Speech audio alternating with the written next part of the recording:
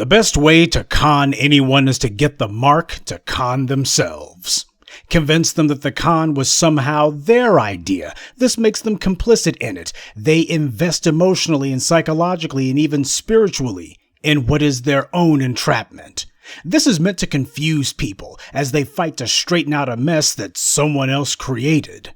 You see the white media giving attention to the killing of Daunte Wright. But, as I'm sure you've already heard by now, you've got none other than Benjamin Mushmouth Crump, who the family called in to represent them. Well, I guess that's the reason why they're not making such a big deal of this being about race. And by the way, for the slow wits out there, when I say that these families do not say that the killing of their loved one was racial, what I mean is they don't harp on it. They don't say it consistently and persistently. I don't mean that they may have alluded to it once or twice or asked, why did this happen? Was it because he was black? That's the garbage that went down with Eric Garner's widow. For a hot minute, she seemed like she had her head on straight. The next thing you know is that I don't think it was racial. Forgive. That's what I'm talking about. Somebody who gives a blink and you'll miss it mention that it might have been racial. That ain't good enough. You might as well have said nothing at all. So once again, what we see is we got Benjamin Crump showing up before the body's even cold, which lets you know that this mess is being orchestrated. Obviously, he's making the rounds. And why do these families keep taking this guy on? Because you got folks who say, well, he's on TV. There must be something to it. This is the reason why we have a policy here when it comes to the B1, when it comes to the black media. We don't go calling ourselves putting on the cape for anybody till we wait and see what the family's going to do. And of course, when the family drags their feet, and apparently they can't make up their mind whether or not it was racial or not, when the family decides that they're going to play the game of, well, let's see if we can get a check out of all this.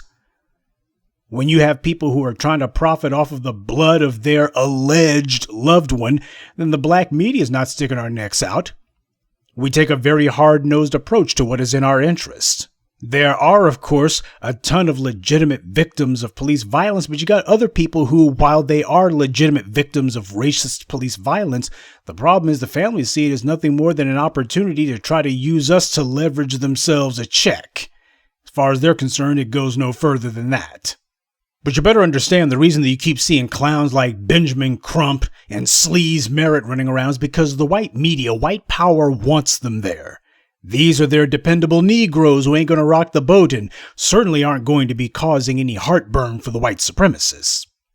The only word that anyone should be using is punishment, not settlement. This ain't about trying to get a check. This is about making sure that the white supremacists are punished and punished harshly. Right now, what they're attempting to put into place, and I've been telling you about this for years, is an artificial ceiling, an artificial maximum penalty for the white supremacists, which is 5 years. Which means, of course, they'll be out in a couple of years for good behavior less if they can find some sympathetic white supremacist judge or appeals board or what have you. That's what they're attempting to put in place. That there's going to be the understanding that no matter how egregious the kill may have been, well, all they should get is just 5 years. And if they didn't kill a black person, well, they shouldn't get any time at all. Well, maybe they get fired or perhaps they'll get taken to court and told, well, you shouldn't have done that. And, well, you've already been booked and that's enough for you. We got to make it very clear. They got to be punished harshly, severely. And if the so-called authorities are not willing to do so, then they are contributing to and they are fomenting a culture of lawlessness. You cannot expect people to obey the law when the police, the prosecutors, and the judges do not obey the laws themselves. That's the reason why white supremacy relies on so many apparatuses and so many operatives of controlled opposition. It has to. In the U.S. government, you have an expression called soft power. What soft power basically means is anything short of military force. While you can use brute force, the problem is you can't use it all the time. This is where miseducating your victims comes in, propagandizing them, indoctrinating them.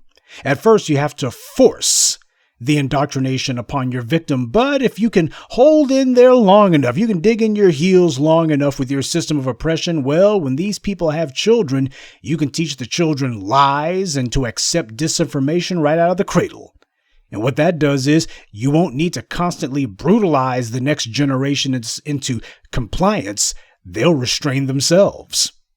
And you have them out there having pointless arguments with their oppressors as if, well, the problem is the oppressor doesn't see that they're doing something wrong. Well, if I just craft the argument the right way, or if I just bring in some mushmouth attorney to plead my case, why, that'll change things. While the white media pretends phony sympathy, they are feigning fake sympathy on our behalf. That's just part of them trying to get us to think, see, they see how much we hurting. You better understand that this is an old game, a very, very old game. As an example, the United States has coveted the island of Cuba for about 140 years now, going all the way back to the 19th century. The United States wanted to figure out how to get Cuba. You got this island only 90 miles off the coast of the United States. That being the case, the U.S. looked and said, well, hell, that's American territory as far as we're concerned.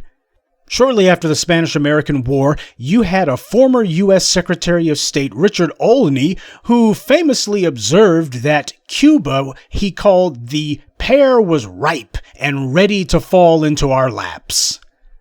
That's how they were talking about Cuba at the turn of the 20th century. As far as they were concerned, it's a U.S. state, or at least a U.S. colony in all but name. The United States very much was colonizing countries left, right, and center. What you're seeing on your screen right now is a so-called cartoon from 1899 called School Begins. You have Uncle Sam being depicted as the schoolmaster, and on the front row, you happen to have 4 black countries: the Philippines, Hawaii, Puerto Rico, and Cuba. And in the back, you got a black Native American. And just outside the schoolhouse door, you happen to have a black Asian. And the schoolmaster is looking at the 4 unruly Negro pupils very, very sternly. Now, if you look at the desk of the schoolmaster, you'll see it has a book on there. The book says, U.S. First Lessons in Self-Government.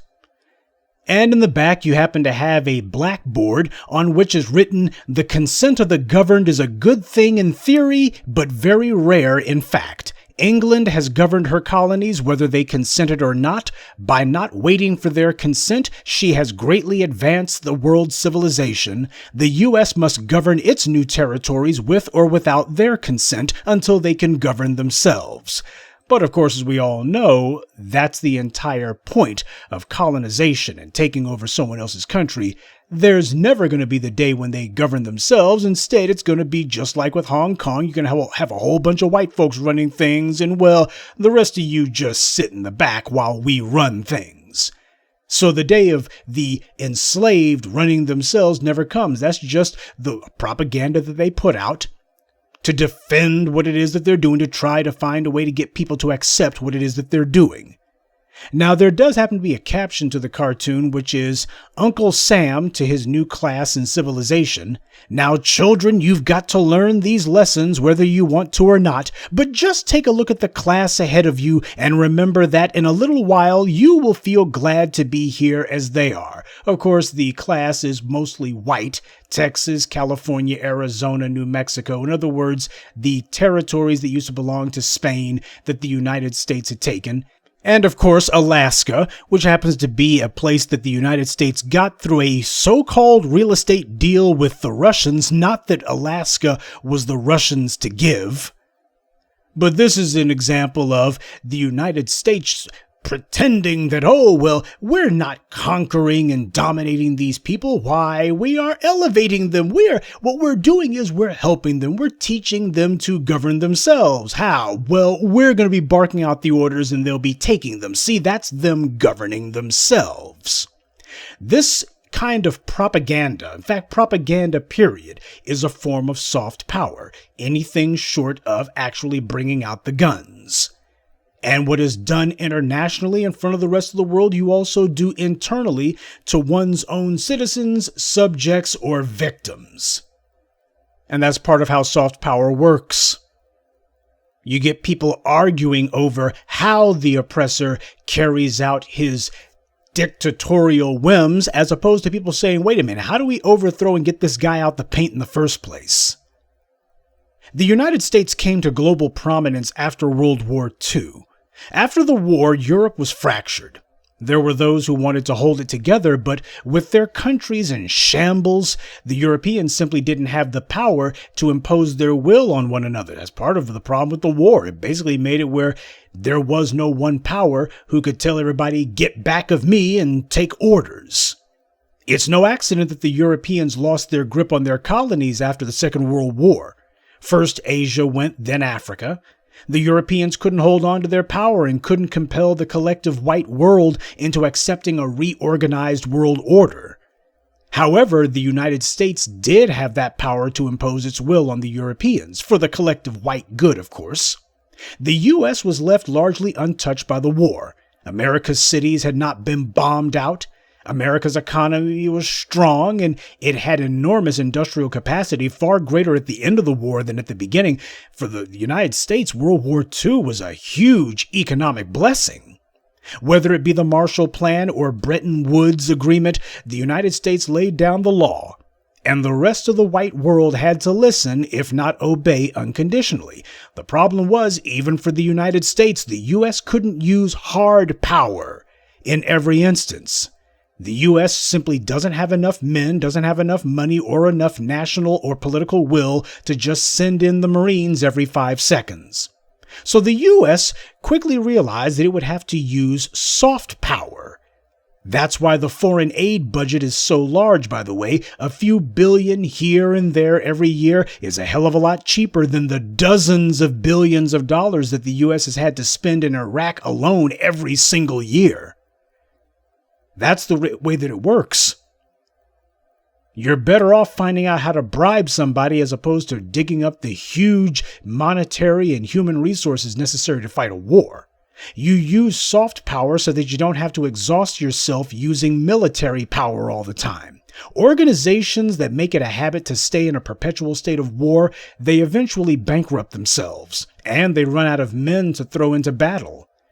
You have to find ways to make others obey you without having to lose all that money and lives. Soft power means using money to finesse people into doing what you want, or it means to psychologically maneuver people into doing what you want. But no one's going to listen to you unless you can convince them that you're right. In the early 20th century, the international community largely didn't know or really didn't care about how black people were being treated in the United States. Communication simply didn't fly that fast, and truth be told, it's not as if there was some sort of established internet or otherwise non-corporate news apparatus that could get information to people. Folks were still relying on wire services, and I think I've told you all about the Aryan propagandists, among others. Reuters and such, that's where they were getting their information from. And of course, these wire services are just as racist as the broadcast and print outlets. During the First and Second World Wars, these other countries were simply too busy fighting each other or chasing stock market booms to even care.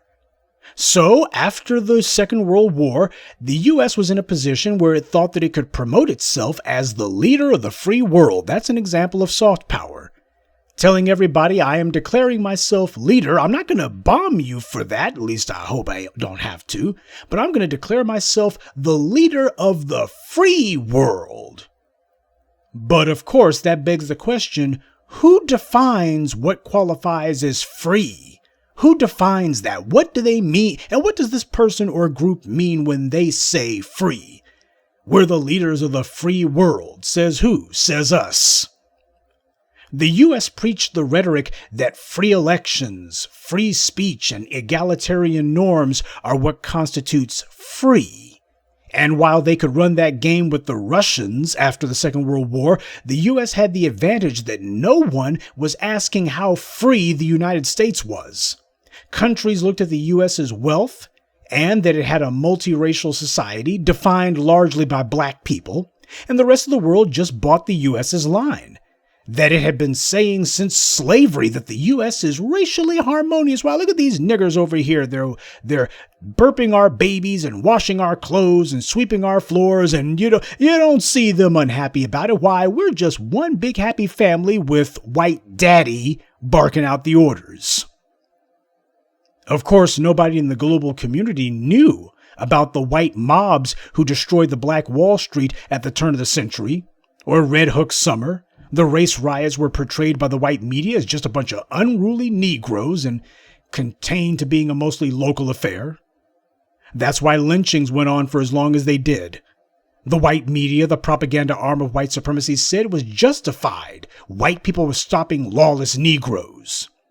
But after the Second World War, information began to move a heck of a lot faster. Black people began fighting back in the streets.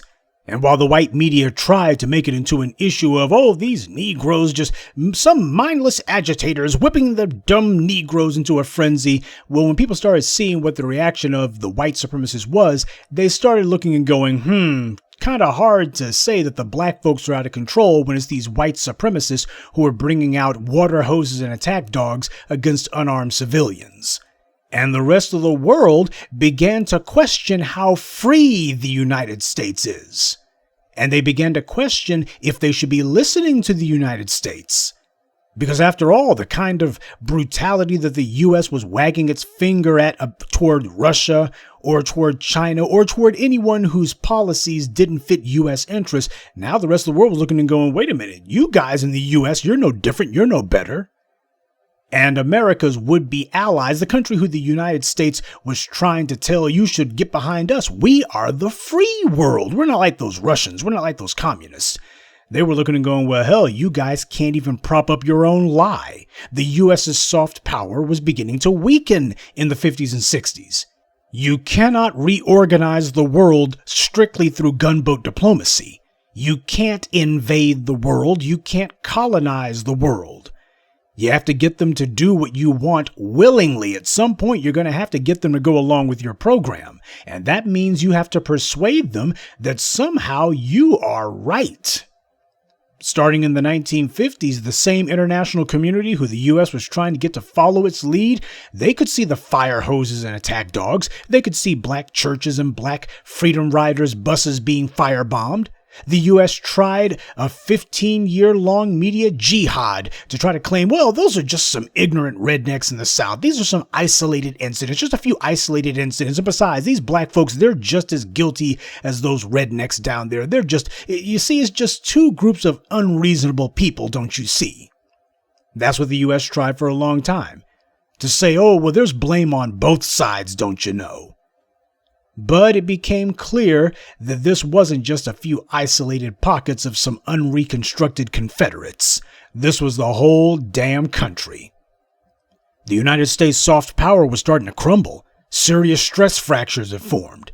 The U.S. had to do something to prop up its non-military might, and so the U.S. passed some high-profile laws. Just basically giant PR stunts, the Civil Rights Acts of 64 and 65, the Voting Rights Acts, to convince the world that the problems were being addressed. Oh, we didn't know about this, but you know what? On second thought, we see this and we're going to respond. The U.S. needed to try to pacify the situation and convince the world that, oh, now that the United States notices all of this racism and anti-black brutality, why, we're going to do something about it because we're the good guys. That was the narrative coming out of the 1960s. Oh, the U.S. has passed some laws and LBJ said we shall overcome. So whenever you see some white politician saying Black Lives Matter, that's not some new strategy. You can go all the way back to LBJ saying we shall overcome. And that's supposed to be a white man showing that he's down. It's a very old strategy when they do that. The U.S. is great and awesome is what the United States started saying after the 60s because, well, we admitted that we had some problems, but you know what? We also had the wherewithal to fix our problems. And that's what a truly sophisticated and skillful propagandist does. When they see that the jig is up and that people can see through whatever your last line of BS is, you don't deny it. What you do is you instead lean into it. You're not going to be able to deny it because people are seeing it. The more you deny it, the worse you make yourself look. So you pretend as if, oh, I had no idea we were lynching black people morning, noon, and night. We were firebombing their churches, killing them in the streets, and making sure that they couldn't vote. We had no idea that was going on. But now that we know, God dang it, we're going to get on this. And we want all of you people who have been seeing us exposed like this, we want you guys to see us pretending to handle the problem. Tackling this issue and solving it. Of course, as we all know, it was just a lie. But after killing the civil rights leaders and using government money and corporate jobs to buy off a critical mass of black women, after using mass incarceration as a new form of black crowd control and flooding our communities with drugs, the black threat was largely reduced. And then the white media started pushing propaganda from cartoons to movies to TV shows. Oh, why, look, we have black people. No longer are we showing these Negroes as a bunch of steppin' fetchits. Why, we got some black people being shown as working alongside white people. That's what these TV shows and movies are. They weren't black people in charge of anything. It's why we've got black people integrated into this office. Why, here's a movie and we got the token Negro in the office or the token black person in the police department. A popular show in the 1970s was SWAT. SWAT teams were created largely as a response to the black uprisings of the 60s. But when you look at the cast of the original SWAT TV show, even back in the 1970s, they had to make sure there was a black man in there. This serves two purposes. One is to push the idea and the lie on black people that, oh, you have been integrated into the oppressor's system. Why, you're on the team. You have been accepted by the dominant society. But what it also pushes is the lie that black people agree with the very tactics and the very apparatuses of oppression being used to hold us down. That's what it's meant to also do. White supremacy believes in duality. A message that can be interpreted either way depending on who it is that sees it. Black people will see one of these crafted pieces of propaganda. They'll see one black person in the cast and think, oh, well, this is an example of black people who have been integrated into the system. White people, on the other hand, will look at it and say, that's right. We need some strong-arm guys out there armed to the teeth to keep these niggers in line. Why, even these darkies know that they need to be controlled. Why, there's even a black person who agrees with every one of these police hardball tactics that are used. Two groups of people watching the exact same thing and taking away two completely different messages from it. That's an example of soft power. And black people, especially black children, particularly starting with Generation X, you see this stuff, they watch it, and next thing you know, they start trying to live their life according to this propaganda that they're watching. But of course, you can't bury the truth. The U.S. has been exposed again. And now China regularly harangues the United States on its civil rights record, turning the tables on the U.S., wagging their finger at the U.S., making it clear that China's not about to allow the U.S. to lecture them anymore about human rights. The United States' position as leader of the free world is in jeopardy. It's one thing to buy off corrupt leaders or to kill those leaders who won't play ball, but the U.S. is now in a position where the rest of the world is looking at it and asking, why should we follow you? The irrational right is playing to their largely white base and telling them, oh, well, hey guys, we all understand the game here. We need to just go ahead and say that all of these black people, all these uprisings, they're completely and thoroughly illegitimate. They can keep saying that as much as they want, but it doesn't stop the uprisings from happening. It doesn't stop the resistance from occurring over and over again. And it doesn't matter if you get a couple of token Negroes up there to be your Secretary of Defense or to be the head of the EPA or whatever. Having some black flunkies who are going to say, oh, America's just fine. Oh, everything's fine. We got some troublemakers, but they're just a small number of fringe individuals, and that's not going to work. The U.S. taught the lie that, oh, America does not persecute racial minorities, not the same way the Russians and the Chinese and the Arabs do. All these countries that the U.S. complains about. The United States doesn't practice that kind of thing. Sure, in Europe, they persecute their ethnic minorities, but the United States is better than that. And that's why you should follow the U.S.'s lead. You should do what the U.S. says, because the United States is the leader of the free world. Doesn't have all those kind of issues like you other guys have. At least that was the propaganda, putting up appearances. It wasn't the U.S. military that got the world to acknowledge the United States as the leader of the free world. It wasn't guns or atom bombs that established America's leader of the free world status either. What it was the U.S.'s culture, largely the work of black people that did it. The world saw white people in charge of the government, but black people who were the face of the culture. Everything the world likes about American culture was what black people created. Black people defined the culture of the strongest military and economic country on the planet. And black people were not the ruling class. Were not then, are not now. This state of affairs had never happened anywhere on the planet, where it was an underclass that defined the culture, the popular culture, the culture accepted and embraced by the world and the nation itself. That had never happened anywhere on the planet in the history of the world.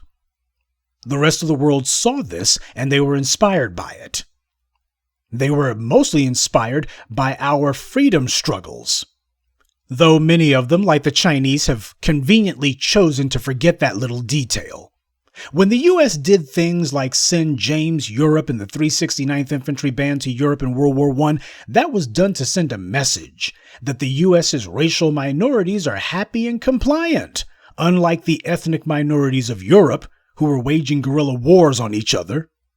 It was a lie, of course, but 100 years ago, nobody was chronicling the falsehoods. Nobody was actually questioning any of it. And besides, these black men were bringing culture to Europe, something the Europeans didn't have and desperately wanted. Black culture was what comprised American culture, and the dominant society pretending when it suits their interest, oh, we're just one big happy American family over here. Yeah, whenever it's time to claim credit or to otherwise try to appropriate what black people have done, then it's all one big happy American family. The rest of the time, it's what's wrong with you black people? You black people, well, you're just so behind. You black people, there's just something wrong with you. There's no American music. There's only the music that black people made. There's also no idea of American egalitarianism. Everything you think of as freedom, everything that you think of as altruism in the American tradition was 110% done by black people, established by black people, promoted by black people, and being preached to this day by black people. Black people fought for and preached the doctrines of freedom. The white supremacists, on the other hand, from the founding fathers all the way to their modern day ideological descendants, these people have only preached power. That's all they care about. Black people are concerned about freedom. The white supremacists are concerned about power.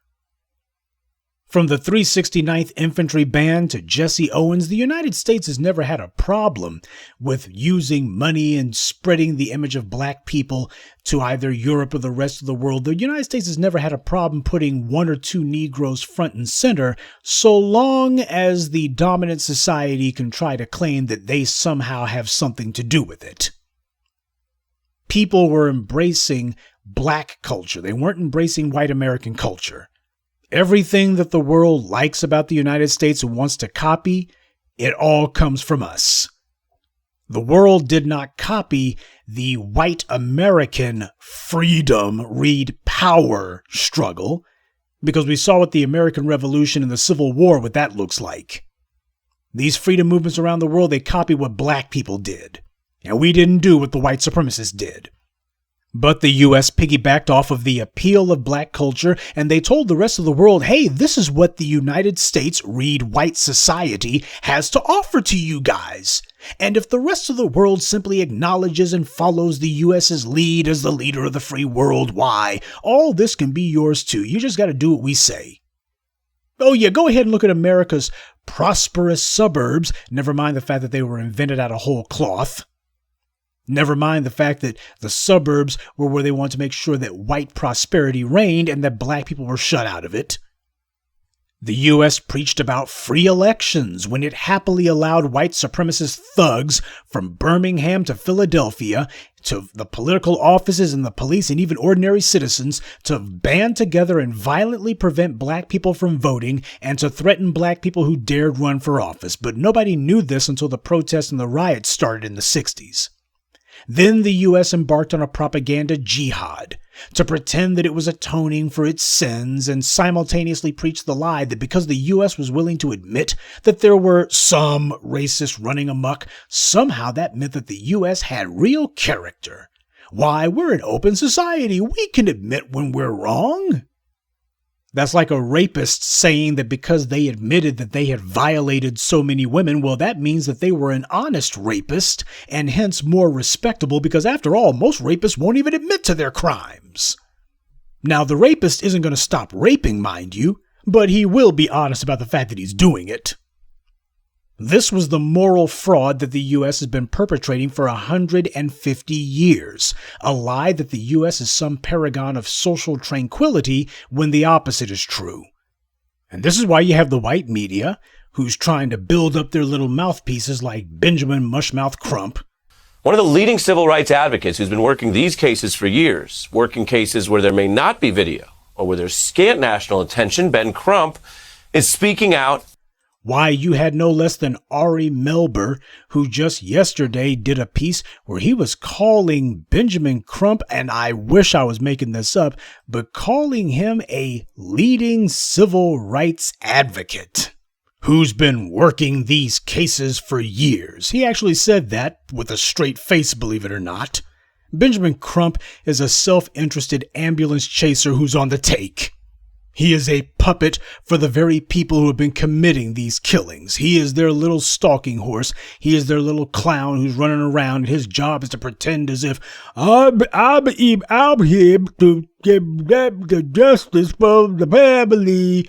But everybody needs to pay, not rock the boat, and make sure that y'all accept a check. Even if you don't get one, y'all need to calm down. We ain't talking about no punishment now. We talk about the checks because I need me some new teeth. That's Benjamin Crump.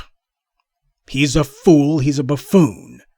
But because a lot of folks choose to get all their information from television, and because, truth be told, we need to be honest, a lot of these families, they're not really that broken up about the killing of their loved one. In many cases, we got to be honest about that reality. That's what brings this about. Let's not make saints out of sinners here. The only reason that people keep bringing in clowns like this is because, unfortunately, you got a lot of folks who are opportunists themselves. We saw that with the family of a Tatiana Jefferson. Her father was the only one standing strong, making it clear, I don't want no damn hug. I ain't forgiving nothing. I'll have justice in this life or I'll see you in hell, one or the other. Dictating to people who's going to speak for us, or at the very least having some of their bootlicks throwing up some white noise. This is why you see the white media broadcasting all these phony black leaders like Al Sharpton, and they're christening Ben Crump a civil rights advocate. A bootlicking, ambulance-chasing chump. And of course, you got the Congressional Black Caucus saying that it's a good thing Trump is gone because now the country can get back to normal. Trump was exactly normal. I mean, Trump is gone. How much better are things now, huh? They talk about the past before Trump as if it was some sort of paradise. Everything was fine in America, racially harmonious, and then this mean old Trump came along. Yeah, everything was great in 2013 when Trayvon Martin was murdered, and the Obama administration said, no, we can do about it. Everything was perfect when Dylan Roof massacred the Mother Emanuel Church congregation. Everything was perfect when Tamir Rice was murdered, Eric Garner strangled, Walter Scott shot in the back, and all the rest of it. Michael Brown killed. I'll be here till 5 a.m, naming it all on Obama's watch. Oh, everything was fine then. We need to get back to normal. That's normal. That is normal. The only thing Donald Trump was doing was he was being obnoxious with the normality. They talk about the past like it was just some panacea. That's a lie. Their problem with Trump was that he was honest about his racism. So you couldn't deny how bad the situation is when Trump was in office. You couldn't deny it. And if you're a bootlick whose job it is to get black people to sit on our hands and just take this abuse, well, it's bad when you got an obvious, obnoxious, in-your-face white supremacist because black folks are going to stop focusing on stopping white supremacy. Black folks are going to start focusing on demanding that these empty suit leaders punish these white supremacists when in fact that's the very thing that these black misleaders were put in place to avoid. The reason you got an Al Sharpton, the reason that you got some congressional bootlick caucus is precisely so that they can come out and tell y'all, calm down, we're gonna go talk to Joe Biden and we're gonna speak out about it. We're gonna give a rousing speech. Ain't gonna do a damn thing. We're definitely not gonna be demanding any punishment, but you just let us do the talking. Well, Trump is gone. The Capitol insurrectionists are no longer overrunning the Capitol building, and yet the white supremacists are still killing black folks in the streets under the Biden administration. Oh, we don't see Kamala Harris saying anything about it. Yeah, I guess she's still top cop, huh? Where is that much ballyhooed police commission that Biden and Harris promised us, huh? Where's it at? Have they put it together yet, or are they still working on it? When's Attorney General Garland going to announce a task force dedicated to putting cases on the police? The Justice Department's had task forces for organized crime, but nothing for organized police criminality, especially when it was the U.S. Justice Department in 2006 under the FBI. They issued that report saying that America's police departments are cesspools of white supremacists. And yet nobody in the Justice Department has mentioned that memo or that report since. None of them have mentioned it. As far as they're concerned, they're trying to live that one down. Let's just pretend like we didn't find out. Yeah, it seems the Biden administration's promises to do something about police violence, just another lie. And of course, all of those phony baloney black Biden supporters, you don't see any of them standing up for Biden now, do you? They're all in hiding. But then again, that's what the black bootlicks who are out here cheerleading for Biden and Kamala Harris, another form of soft power. We can't come in here and tell you niggers, you better either be quiet or else. So instead, you try to send some clowns who are going to say, I'm black and I believe that Joe Biden's a good man. I don't care about that 94 crime bill. What about Kamala Harris persecuting black folks in California? Well, they were all criminals. This is why we're not going to compromise on our message. You got some black folks out there who are calling themselves putting on the cape for this kid who was killed by the Chicago PD, and they're even trying to bring Laquan McDonald's name into it and say, this is just like Laquan McDonald. Laquan McDonald had his back turned. The police chasing after whoever that Adam Toledo character is, they were saying that he had a gun. Apparently he did. Well, Laquan McDonald didn't have a gun. They could have used tasers, they could have waited for him, they could have done a number of things, but they deliberately decided they were going to let some whacked out white supremacist shoot Laquan McDonald in the back. None of them arrested the bastard when it was obvious that he had just committed a crime, and in fact they decided, well, the blue wall's the answer here. No, as black folks, we're not playing this game of we're going to try to prove to everybody else that we are somehow morally superior by standing up for everybody else while they run us into the ground and ignore us being mistreated. We are not about to allow white supremacy to bring out some cherry-picked bootlicks who are going to be telling us, y'all need to be out here standing up for everybody else. No, that's part of how soft power works too. You need to stand up for everyone else except yourselves. And we're also not putting on the cape for anybody whose family decides, as far as they're concerned, well, we can't call this racist. You're not fanning any flames. You're bringing the light when you call things what they are. White supremacy and the violence that it promotes and uses, that's the reason that you got these uprisings going on. That's the cause of it. No fuel, no fire.